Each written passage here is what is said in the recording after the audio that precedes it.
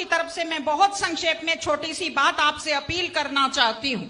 जो कौम अपनी बड़ाई करती रहती है, अपना आत्मचिंतन नहीं करती, उसकी गति रुक जाती है प्रगति की। पहले भी बात कही गई, लेकिन मैं 3 चीजों की तरफ आपका ध्यान दिलाना चाहती हूं। हमारी युवा पीढ़ी बड़ी आकर्षित हो रही है। एक नशे की आदत, एक अपराधों की तरफ आकर्षण और एक लापरवाह तेज ड्राइविंग के प्रति आकर्षण।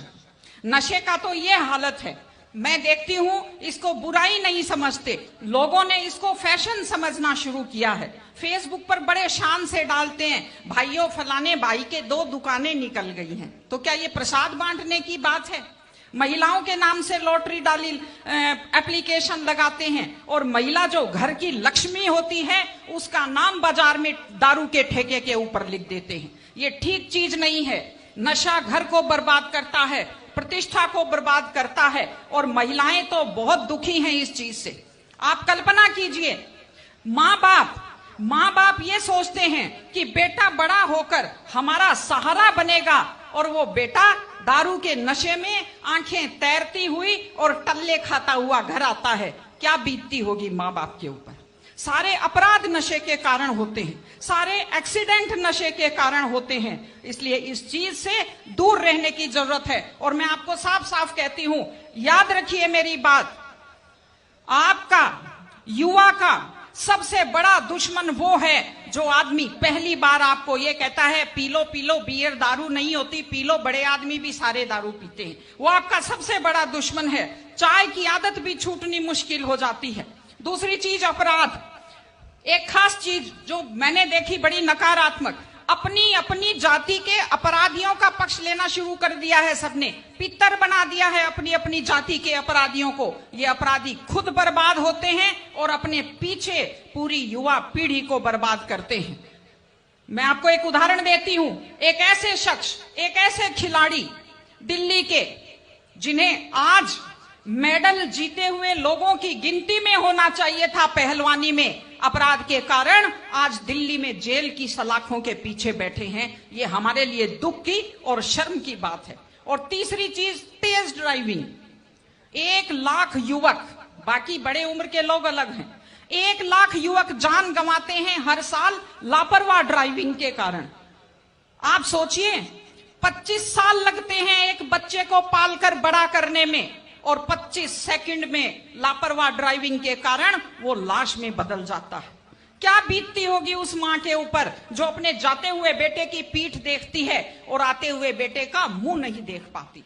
आप लोग क्या सोचते हैं, अगर आप अपनी पावर दिखाना चाहते हैं तो मिल्खा सिंह की तरह तेज दौड़िए, या कि आप नीरज चोपड़ा की तरह, देवेंद्र झाझड़िया की तरह आप तेज भाला फेंकिए मोटरसाइकिल का कान मरोड़ने में, या तेज गति से कार भगाने में कोई बहादुरी नहीं होती। अगर आप सोचते हैं कि आप बड़े हैंडसम और डैशिंग दिखते हैं तेज गाड़ी भगाते हुए, आप डैशिंग हैंडसम नहीं दिखते, आप लापरवाह दिखते हैं, आप बेपरवाह दिखते हैं, आप बेवकूफ दिखते हैं।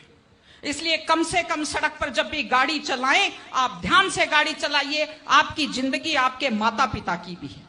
एक छोटी सी चीज और कहना चाहती हूं, हमारे बुजुर्ग हमें जब पालते हैं, जो लोग खेती से बच्चों को पढ़ाते हैं, जो लोग छोटी आमदनी में बच्चों को पढ़ाते हैं, उनकी पूरी उम्र खप जाती है अपने बच्चों की जिंदगी बनाने में।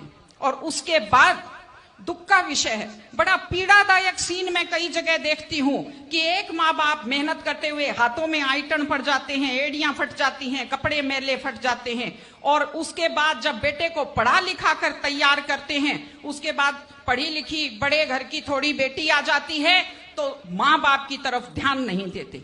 आज हमारे 60-70% घरों में हालत यह है कि बुजुर्गों को रोटी तो मिल रही है लेकिन इज्जत से रोटी नहीं मिल रही।